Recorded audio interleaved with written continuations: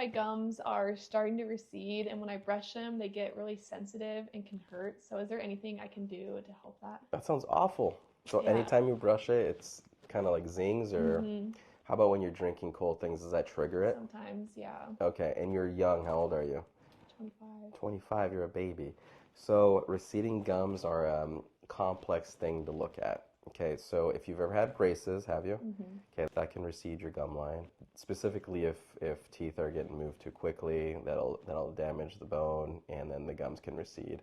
And then are you using a manual toothbrush or an electric toothbrush? Electric. Electric. Mm-hmm. And then does it have an indicator light on it to tell you how hard you're brushing? I did just get that, and I'm always in the red, so I'm She's in doing the a little bit too red. hard. We get this a lot with people who love the clean feeling of teeth, and so they think that the harder you brush, the cleaner the teeth are.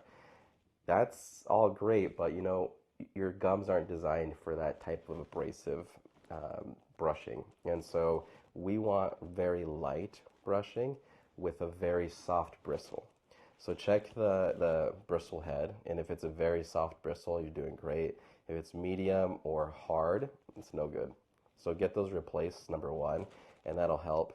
Um, Clenching and grinding, that also contributes to recession. So do you do any clenching or grinding? Yes. I know I'll wake up and my jaw will be sore. I think I grind my teeth. Oh, really? This masseter muscle here? Mm-hmm. What about your temporalis muscle? Does that feel tension up here? No. No? More right here. More downstairs? Yeah. Okay. So with clenching and grinding, you are also going to increase the likelihood. So do you wear a night guard at night to protect it? No, I have retainers, so I don't know if I can. What do those retainers look like? Are they kind of beat up? I've had them since I was 10, so. The same ones? Yeah. And they haven't burned through or anything? No, I mean, okay. They're kind of gross, but. Do they cover the tops of your teeth? It's a wire. Okay, that's not the one I'm talking about. You need a retainer or like a night guard that goes and covers the tops of your teeth. So there's a little bit of cushion. No? Okay. So I would start there to just kind of give your gums a little bit of a break, but it's just a band-aid fix. So it's not really going to fix the problem. What you really need to do is determine why you're clenching, why you're grinding, and that can help support healthy gum tissue. The other question is, do you eat a fairly well-balanced diet? Mm-hmm. Okay, lots of vitamin C? Try to, yeah. Okay. Mm-hmm. Nutrition plays an important role, so does gut health. Mm-hmm. So if you have leaky gut or problems with digestion, that can contribute to receding gum lines as well. So you see where I'm getting at? There's so many different reasons why people can get receding gums. But when you get a thorough assessment by a dentist, they can actually chart it and see how much recession there is. The earlier you catch it, the better the outcome.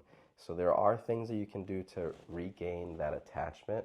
The gold standard, I would say, and the periodontists out there can kind of comment below if you have any better techniques, but the gold standard is a connective tissue graft, and it's where they take a little bit of tissue from the roof of your mouth and they'll graft it right on the side of where you've lost some attachment. That works really well for even severe cases, but if you catch it early enough, you can really prevent more damage. Sounds painful. It depends on the patient. It depends on the physician's hands. I think some people like they don't have any issues at all. I do a lot of surgeries, and it just really varies from person to person. But our attempt is to make sure it's not as painful as possible. So, yeah. Any other questions regarding the recession or what you could do differently? I don't think so. I think that answers it. Perfect. And then also, the last thing that I'll talk about with recession is the importance of finding a good dentist that can help you get paired up with a periodontist, or if the dentist does that type of surgery, they can do that. But really figuring out why. So you can do the surgery and fix it, but why did you get the recession in the first place? Figure that piece out so that you don't have to redo the surgery over and over again. Peace.